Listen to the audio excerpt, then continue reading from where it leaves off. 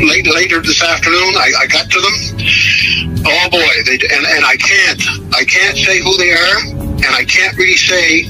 That's fine. And I can't really say what they told me, but it's ironclad. It's 1,000% true.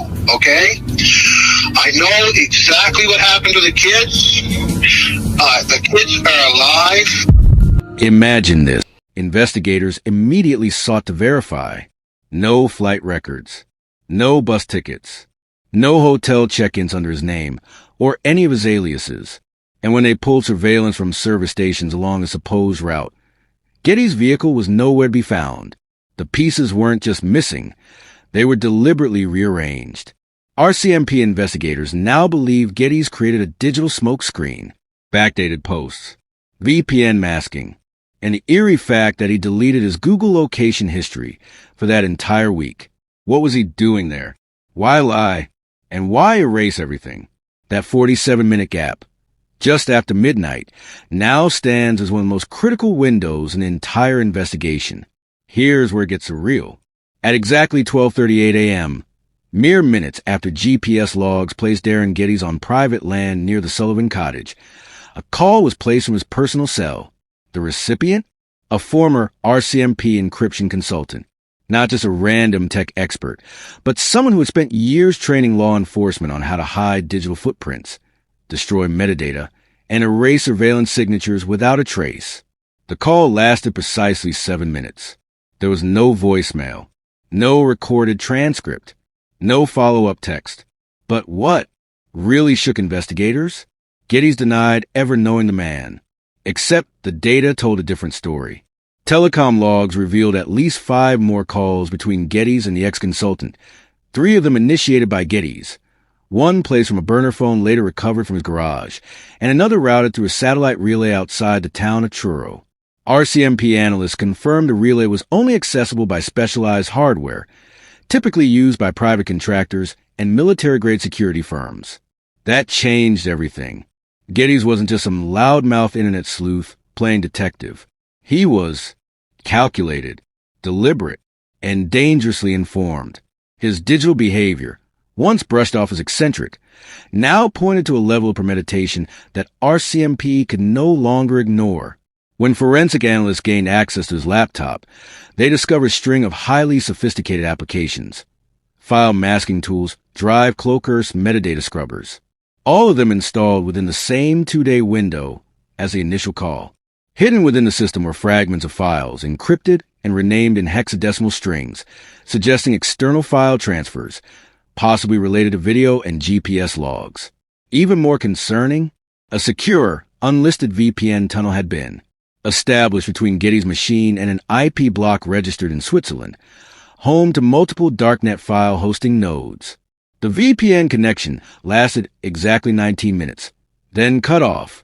That connection occurred just hours after RCMP released their first appeal to the public for tips in the Sullivan case.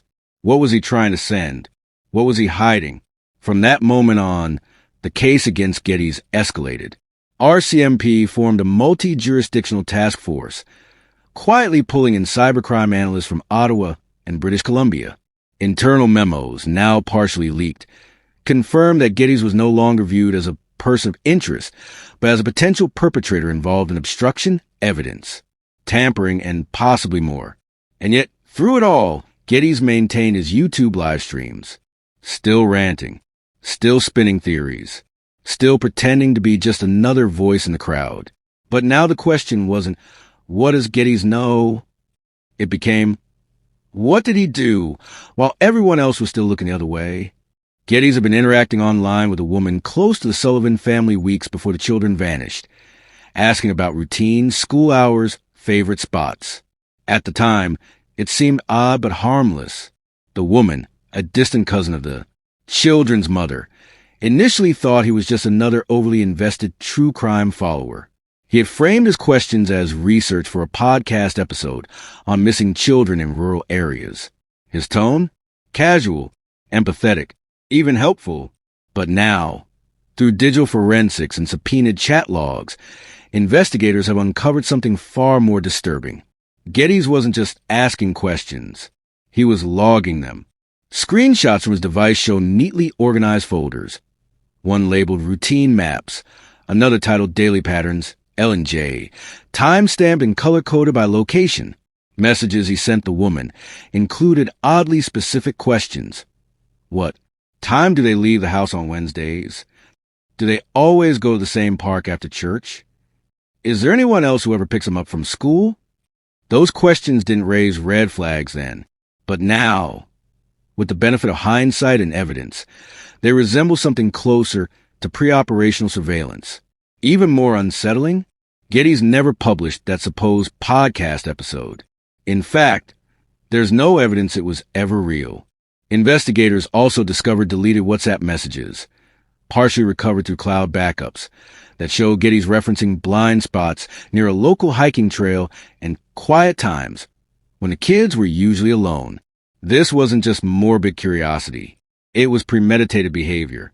A timeline reconstructed by RCMP suggests Geddes began these interactions nearly 26 days before the children disappeared. At least 9 different messages centered on the kids' routines. He knew where they liked to play, what path they took home from school, and, most alarmingly, when they were least supervised. RCMP cybercrime units believe this level of planning indicates more than just interest. It points to intent. The woman who unknowingly gave him that information is now cooperating with law enforcement, visibly shaken by the realization. In a sworn statement, she said, "If I had known what he was doing, I never would have answered a single question." Now, prosecutors are building a case not just around obstruction, but around predatory behavior. Because Geddes didn't just stumble into the Sullivan case. He appears to have walked straight toward it, with a plan. The final piece, an encrypted voice message recovered by RCMP forensics. 42 seconds long, buried deep in a backup folder from an app Geddes had wiped clean. The file had no label, no timestamp metadata, but its contents left no doubt. It begins with static, then a pause. A man's voice, measured, unemotional, speaks clearly. He references Lilly and Jack by name. Then, the chilling line. Once they're gone, it gets quiet, too quiet. No fear, no hesitation, just a disturbing calmness, like someone documenting a thought, not confessing to a crime. RCMP audio analysts confirmed the voice belonged to Geddes.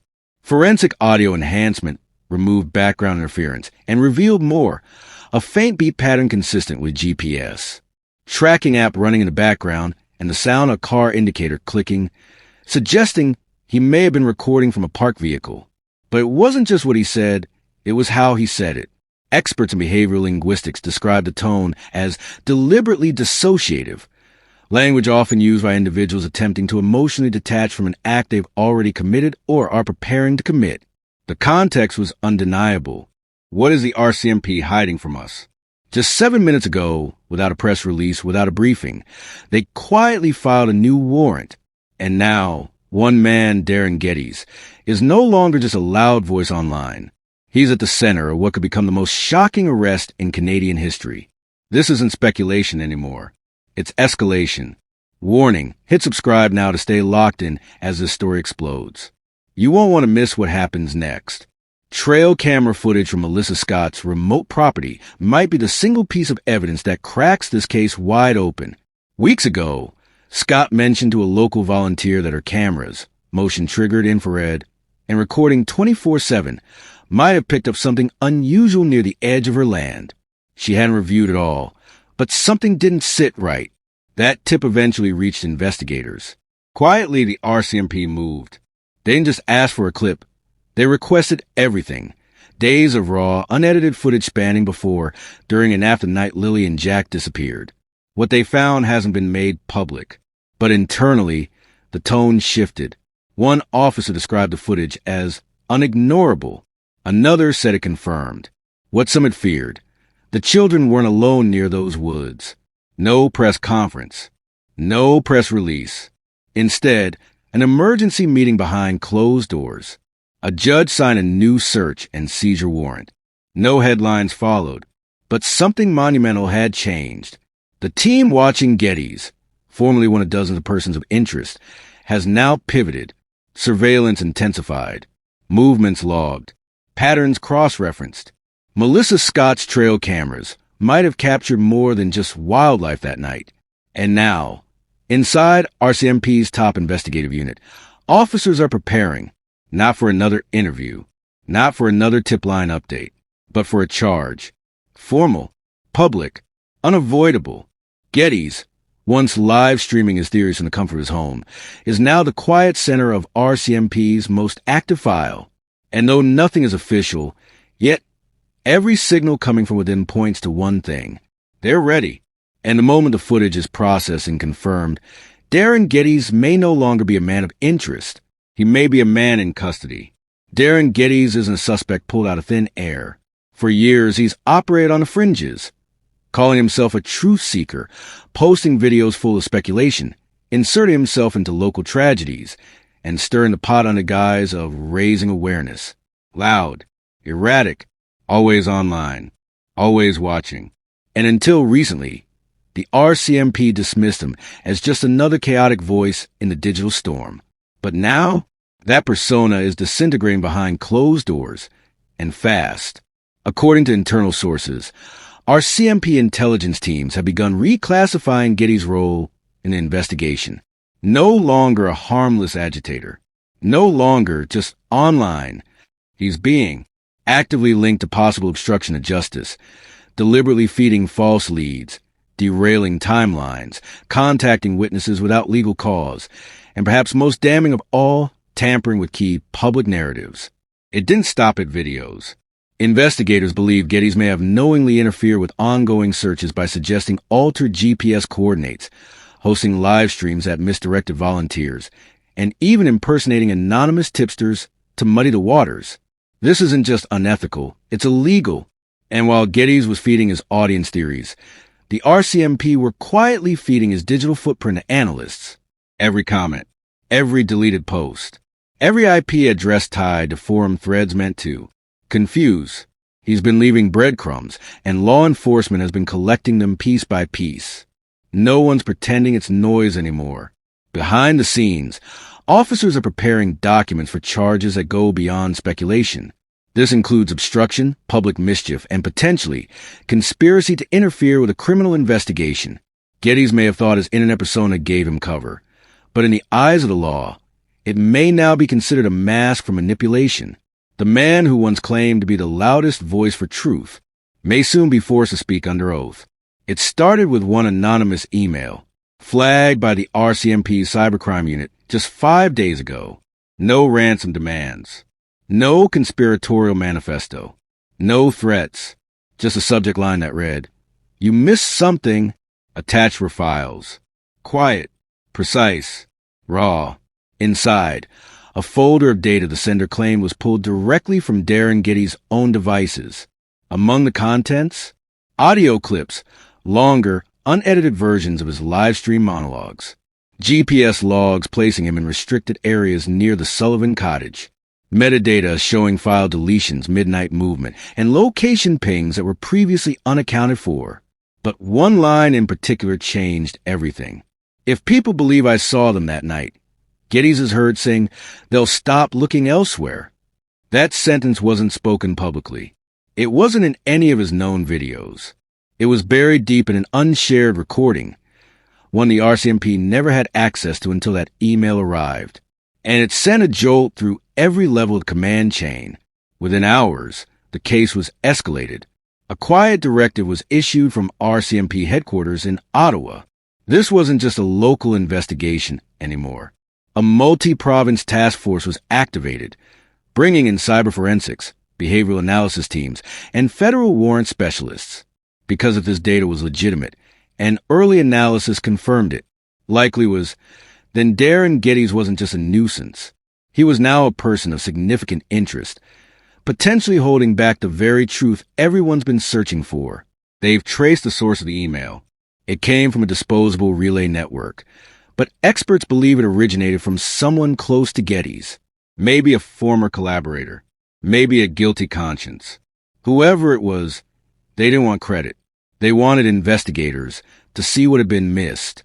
And what was missed might just change everything. Here's a longer, more immersive version of that section, with tension and pacing consistent with your true crime, documentary style. Publicly, Darren Geddes insisted he was out of province the night Lilly and Jack disappeared, an airtight alibi, he claimed. He even referenced supposed travel plans on live streams, hinting at a distant cabin, a digital detox, even posting an old photo to bolster the illusion. But the RCMP wasn't buying it. Cell tower data told a different story. Forensic analysis from telecom records placed Geddes just 20 minutes from the Sullivan property, at a remote pull-off near an old service road. His car was parked there